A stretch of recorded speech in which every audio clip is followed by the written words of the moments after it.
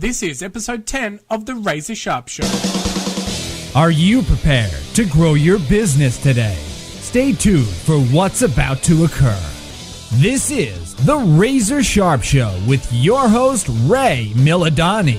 Stay tuned as Ray invites business owners and entrepreneurs onto the show from all over the world to discuss how they are owning this economy and how you can as well. Are you ready to sharpen your saw? Here's your host, Ray Milidoni. Good morning, good afternoon, and good evening, wherever you're joining us from. I'm your host, Ray Milidoni, and this is The Razor Sharp Show. Today we are joined by Megan Davies, who is the lead storyteller of Spendlove and Lamb. Megan has been crafting narratives in Melbourne and from around the world since 2012. Last year, Megan travelled around the world and created workshops in New York, London and Berlin, teaching people how to connect to their true story and build personal and business brands from that. It's a fun show. Megan and I talk about all things got to do with storytelling, how to be an entrepreneur and storytell. And Megan puts me on the spot and asks me what I think her business name means. So it was a fun episode, lots of good moments and some value bombs dropped right across the interview. So without any more rambling, let's jump into the show. Hi Megan, welcome to the Razor Sharp Show. Hi Ray, nice to be on the show. Thank you. How you been? Yeah, good. Things are a bit chaotic at the moment. I'm in the middle of moving, making all these plans and trying to manage it. So, but overall it's good. Change is usually almost always for the better. So excellent. Yeah. Razor community, are you ready to sharpen your minds? All right, Megan, let's do this. So share with the community a little bit about yourself and what you do. Sure. So I am the founder of Spendlove and Lamb. Spendlove and Lamb is a social media and storytelling consultancy. So what that means is that I can create narratives for you to deploy in a multitude of ways. So that can be online through your social media channels. It can be teaching someone how to tell a story for presentations, pitches. It may be for a podcast interview, things like that. Cool. And I also do interactive training to help teams or groups of people either understand how narrative works or create a narrative on the spot. Like I have live interactive training with Twitter that creates stories. I have a storytelling board game where I teach the basic principles of telling a story in a group context.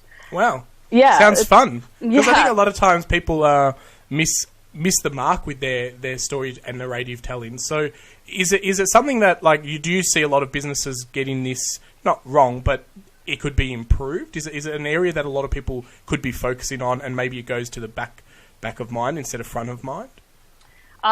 Yeah. And I think that, recently storytelling has become a bit of a thing or a buzzword, and that's great, but there's also a lot of misconception about what stories are and what they can actually do. And I find that a lot of people come to me and say, look, I'm not getting any traction on my social media. Things aren't working. I don't understand what's going wrong. And so then I'll have a look, and it's basically that they're doing most of the things right technically, but they're not actually telling a story. There's nothing there for me as the, person interacting with the content to latch on to say, right, so this is about me, or this is something in here for me. And that's what stories do. A good story creates context for a connection around around a universal human theme, things that we all experience, like family, health, love. Yeah, great. And so are these stories from people, like your client's actual real life experience, or is it about creating a story that makes it a little bit more engaging so people feel like they are in that product or that service or that solution? So there, we can do it either way. But I often say if the more of this there is of an actual person in it, the more that's going to resonate with people. I think we're all pretty aware of boardroom stories. Our bullshit meters are pretty acute and aware of when And when something's a little bit too polished or too slick, we're like, all right, well, that's marketing. Yeah. And marketing and storytelling are not the same thing. Okay, cool. And so how deep do people need to go? Like, how much do people need to share to have that, I guess, that authenticity and so forth in their story? Or, yeah, so can you share some of the experience with your clients and maybe an example with the Razor community? Sure. So I had a recent experience where I was trying to film someone who was making a drink. And he was the bartender at a client's restaurant, and he's normally fantastic, but once the camera was on, he couldn't, nothing was going right. So then he was trying to make this particular garnish, and he was doing it over and over and over and over again. And we couldn't get it to even sit in the glass. And he's like, this never happens. I said, it's okay. It's fine. Like this, we'll work with this. So we made it into a bit of a joke. Where he was laughing and he was putting this like garnish together, and you could see that it wasn't quite fitting in the glass. But then I just had him pick it up and just give like the biggest smile he could and to laugh. And because this guy's a bit of a personality around this joint, people were commenting on Facebook like, "Oh, you're the best," and that's so funny, and it kind of was really endearing that he couldn't quite get the thing to happen the way it was supposed to. Yeah, excellent. And it showed his, personality, the way that he handled the situation. He was laughing through it, and then everyone laughed with him. Yeah. And I think that's, that's a really good point, because I know sometimes even with myself doing the show, there's a lot of pre-show chat that we talk about and even post that is really good. And sometimes it is that funny side of things. And I've been doing a bit of behind the scene video and all that. And I guess, I never really saw that as the story. I guess sometimes when I think of storytelling it's a little bit more about having to sit there and write a theme and, building characters and who is who and create a story from that point of view. But, what you've just shared then is really good, because it's almost like, just being that little bit raw and showing people behind the scenes and get them to really understand what it is that you do in your business. And when things don't go right, you can kind of flip that and turn it into a really positive experience that the community is going to appreciate, like that story you just shared then. So that's fantastic. So I'll just jump into a few questions, then we'll jump back into a little bit more of what you do and what some of the tips that you can share with the community. But what's something that you've crossed off your list today that you're proud of? I answered a whole bunch of emails this morning. It felt really good. And they were all, it's one of those things where it's like those check-ins where you send off emails and it's like, hey, how's things going? Just to see if there might be something you can help someone with, or if they know of anything of interest that, they'd like to share. And so I had quite a few of those. And so I was able to get back in a really timely manner. And I was like, yes, I feel really good about this, Yeah, excellent. Nice communication.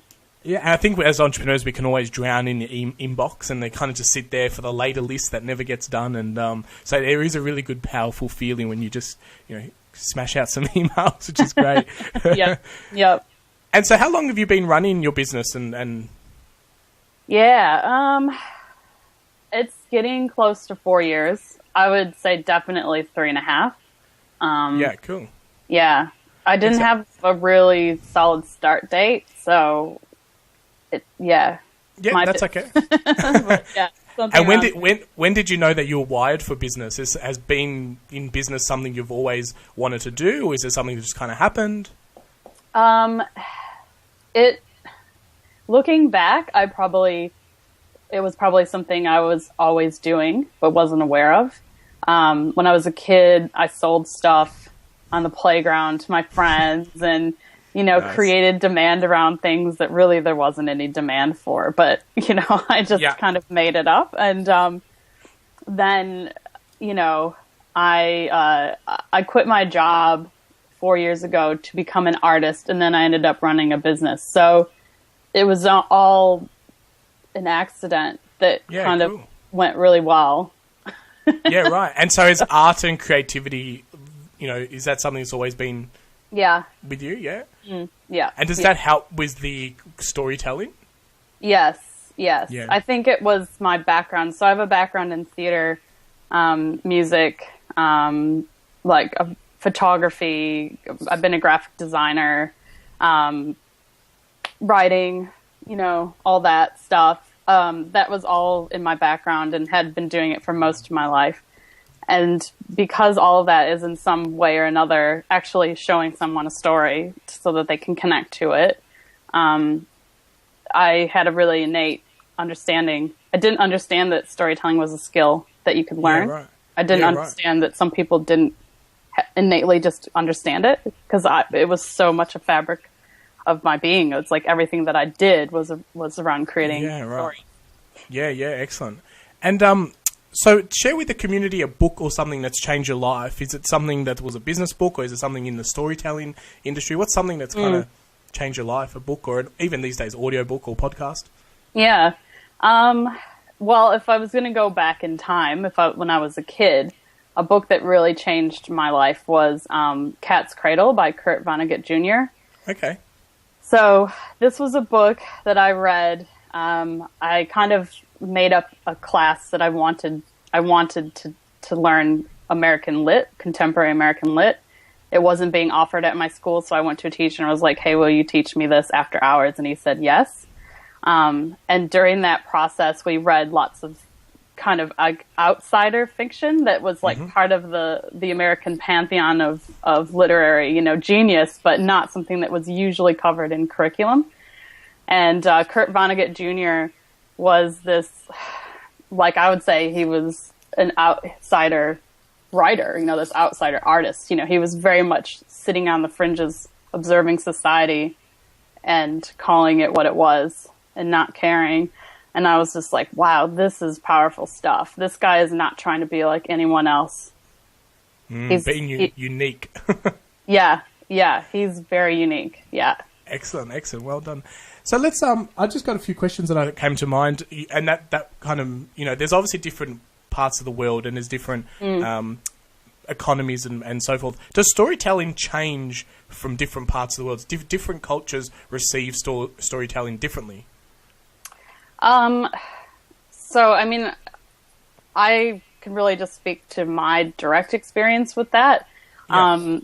So I recently taught workshops in New York, London, and Berlin. That was last year, about this time. And while I was doing that, I had this really interesting experience with understanding how people approached what they were doing. And intrinsically, it was pretty much the same in that everyone understood the importance of their story, but their hang-ups around getting it out into the world were a little bit different. Right. So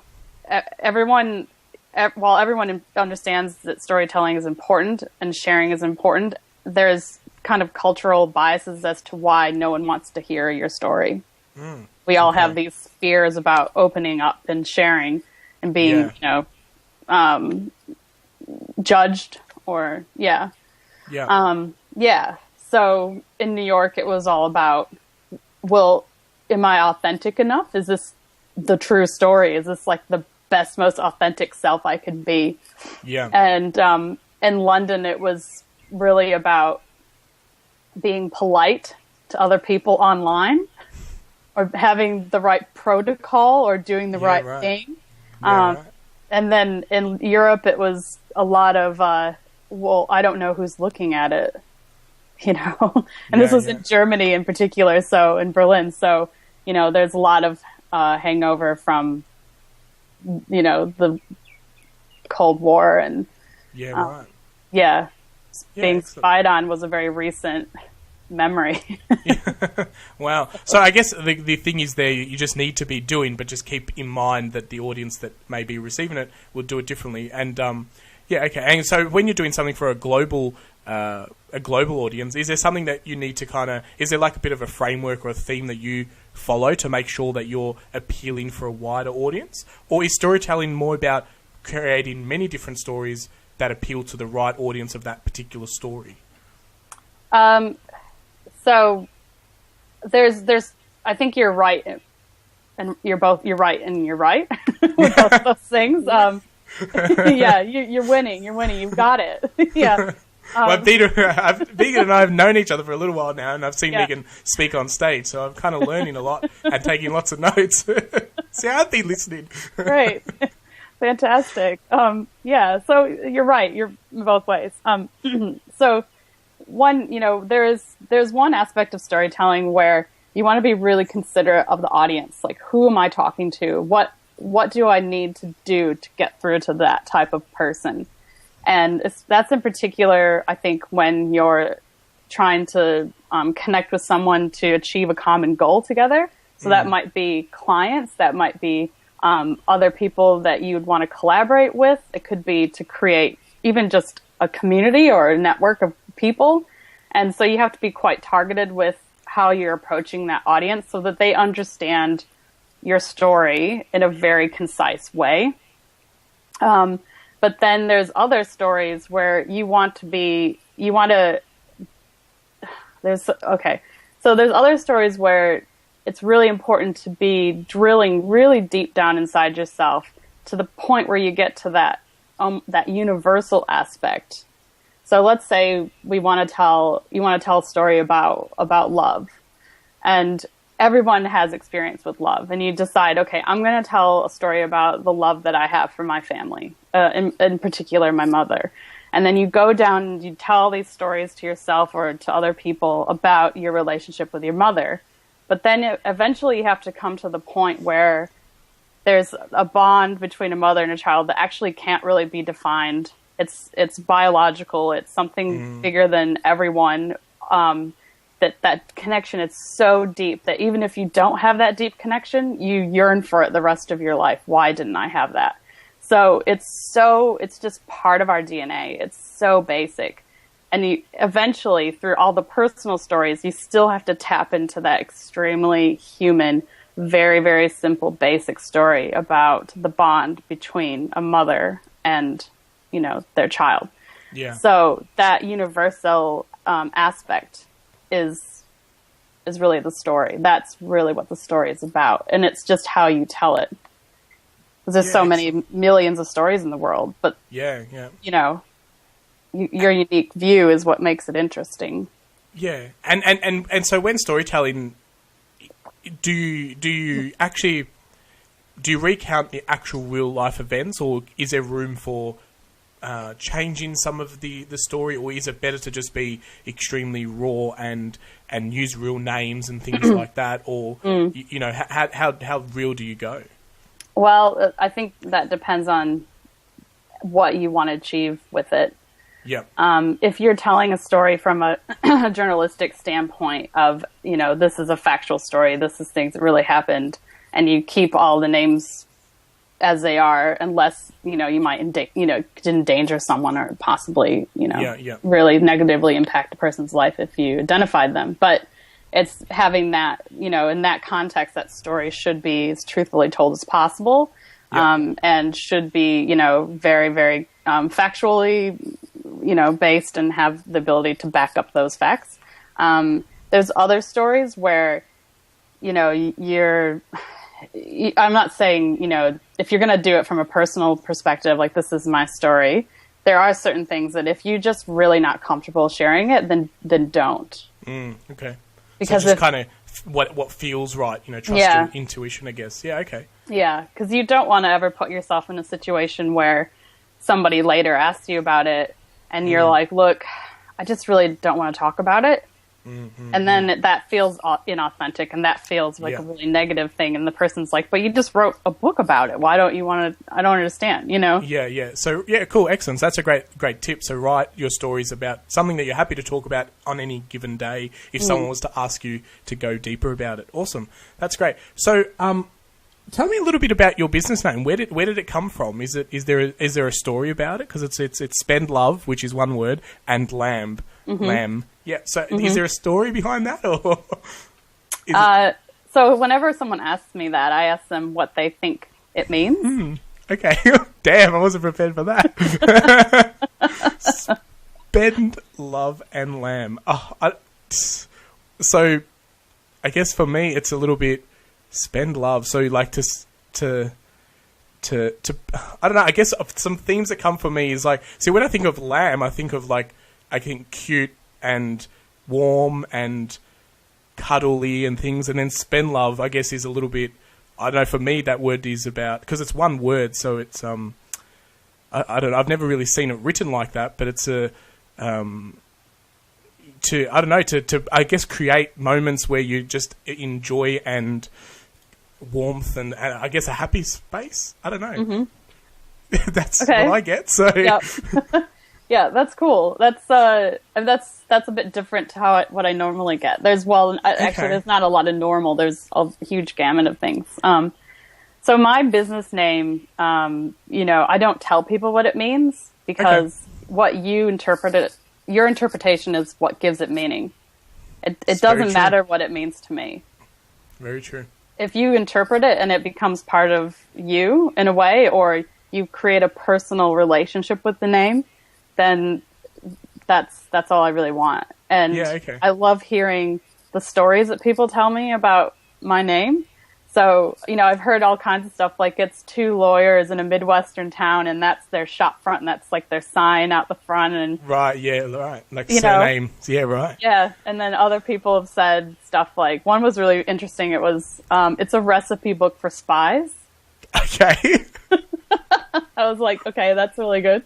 I one time was accused of being, too religious. I should keep religion out of my business name. And I said, why do you think it's religious? And they're like, well, Lamb of God. And I said, okay. And then I said, well, that's actually your interpretation of it. And she's like, no, it's yours. And I'm like, no, it's actually yours. Wow. That's really powerful. Thanks for sharing that, because I think a lot of entrepreneurs and Razor community who's listening, I think this is a really good point, is that so many people get stuck on their business name and what it means to them, and really actually, like a clear example of what we've just spoken about now, it means nothing, and you don't even have to share what it means, because the way that people interpret your brand is so much more powerful than what it actually means. So I didn't know that this is where this conversation was going to go, but I thank you for that, because I think, I know even myself as early startup, you can wreck your brain thinking about a business name, and I've seen so many young entrepreneurs, they've been 6 months in business and they're already rebranding, and they spend lots of their time and money to rebrand because they're so worried about their business name. And at the end of the day, it really doesn't mean anything. It's just, I guess the marketing and the interpretation that goes around it. So that was cool, little fun exercise. So thank you. That's okay. So I guess when it comes to storytelling, and I know we spoke about it a little bit before, where it's like a bit more arty or creative, and you also mentioned that you can kind of teach people how to storytell. I come from a space where I'm a little bit more of a logic thinker. The creative and imaginary side of my brain doesn't work as powerful as the numbers and the facts and the figures. So when I write or tell something, I tend to, tell stories more through, I don't even tell stories, I just kind of share facts and figures and look at data and so forth. So what's a tip that you can share in regards to, tapping more into that creativity side of things, or, what's a tip that people can kind of learn? Because I know you've got a lot of educational programs and you've mentioned a board game and all that, but what's something that you can share with me and the community in regards to getting better at creative storytelling? So when first thing to think about when you're making a story for something is, what is this story for? Because stories are just often a tool. It's a way to get something happening, to create a connection, to convey an idea. It's a tool. So what do I want this story to do? And then that's the most important thing, because that's the message. That's the thing that you need to convey to someone. And then think about, if, in the ideal world, how would I convey this message? Would it be a joke? Would it be an animation? Would it be me up in front of people giving a speech? Do I need this in copy on my website? So what is the actual context of delivering this message? How do I best do that? And then after you know those two things, what am I trying to say? That's the most important part. And how you need to deliver that message so it's getting to the right people. Then think about just think about some images, some things that pop into your head, like while you're thinking about this message. So I was doing a workshop yesterday with some people, and we were trying to explain the experience of this. They actually are teachers and trainers themselves. And I was like, what are some images that are coming into your head while we're talking about what it is you do? And this image of a staircase kept coming up over and over and over again. And I was like, right, so, you know, you're in the process of teaching people how to put one foot in front of the other. So it's not about climbing a mountain. It's not about becoming like the rock star, the leader way up here looking down on everyone. It's about being comfortable with moving forward one step at a time. And that came because they kept thinking of a staircase. Wow. Excellent. And yeah, so cool. And should you overthink storytelling, or like the things that first pop into your mind just kind of run with that theme? Yeah, I think that your initial impression of things is actually the most powerful. And I find that people can make things really complicated, and they'll often come back right where they started. They'll just be like, oh, and that was what I thought of initially. It was that red ball, and that's actually where I came back to, or the staircase. I came back there again. Yeah. 3 hours later. Yeah. You know, it doesn't. A simple story is a good story because it's easy, it's concise, it's illustrating a point very simply, and then you can move on with your life, your day, whatever. But also, people remember simple stories. Yeah. Yeah, why are the knock-knock jokes so popular? Are they good jokes? Not really, but you can remember them. Love that. You know? The simple stories are the great stories. Raise a community, remember that. Take the complexity out of things and just keep it simple. Yeah. I think as entrepreneurs, we're all guilty of that, is making things too complicated and having to go the long path to something when sometimes the answer is right in front of our face, and the shortcut or the short path is the easiest and most remembered one. Excellent. Are you ready for the razor round? Oh, okay. Yes, let's do it. Let's do this. All right. So quick answers. And okay.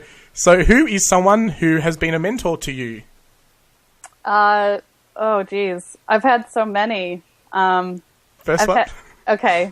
I had a really great mentor. She runs a design school. And she taught me everything I knew about branding. Yeah, and gave me a way to systemize and think about how I approach storytelling. Excellent. Right. Yeah. And what is one thing that you know now that you wish you knew 5 years ago? That I can do it. Ah, nice. Confidence. Good. And how many business ventures have you taken part of? As in, how many businesses have I run? Or yourself, or been partnership with, or?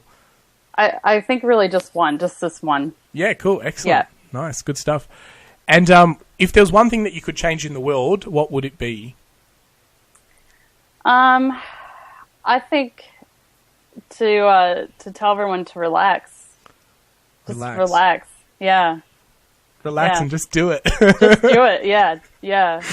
Don't worry so much. Just relax.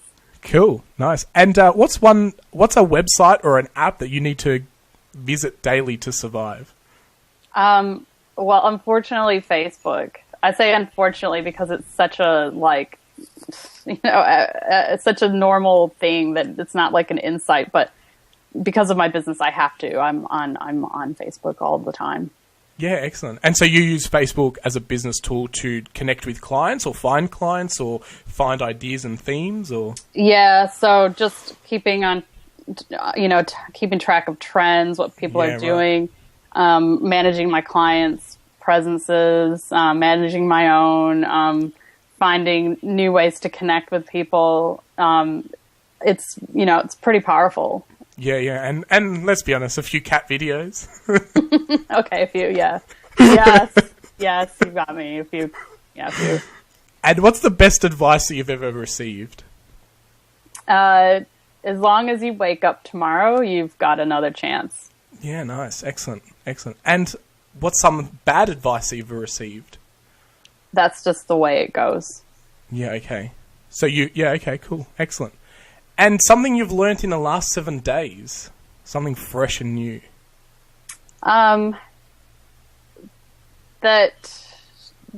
the more I do things, the better I'm getting. I guess I'm always surprised at how things continue to evolve.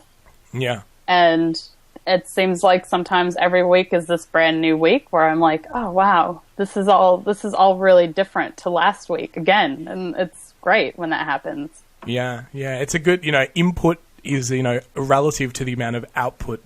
Where there's a lot of people who want the output to be there, but they don't want any input. So that's great. Thanks for that. And what's your favorite productivity hack? How do you stay productive?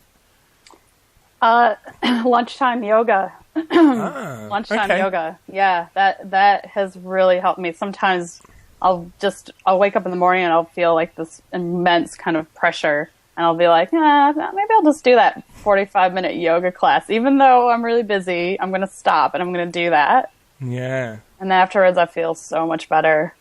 Yeah, absolutely. That's great. Excellent. And have you been doing yoga in your lifestyle for a while? Or is it something new that you've seen the benefits of? Or I've been doing it for a while. I think probably off and on for 5 years. Yep. Yeah. Cool.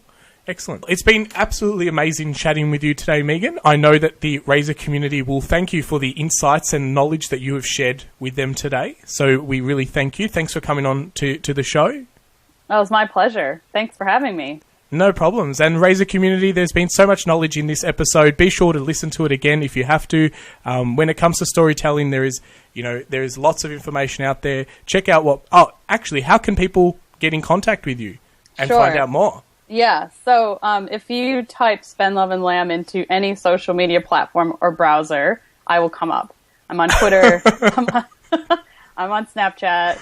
I'm on Instagram. I'm, on Facebook. If you type, Spendlove and Lamb into any browser, I'm the first result. There's nobody else with that name. Excellent. And that's another powerful thing about being so unique and knowledge. You don't have to say that your business name is Product X Melbourne Services, be really unique. And you get to that point where you can literally say, type Spendlove and Lamb into anything and you will find me, which is very powerful. So Razor community, Spendlove is one word and Lamb. There will be links in the show notes. But yeah, just get around what Megan has to do. Check out what Megan's up to and always be learning and stay sharp. All right, Razor community, I hope you enjoyed that interview with Megan and myself. Guys, I cannot stress that with all this information that you've learned, you need to go and apply it. Make sure that you get around the guests that I interview.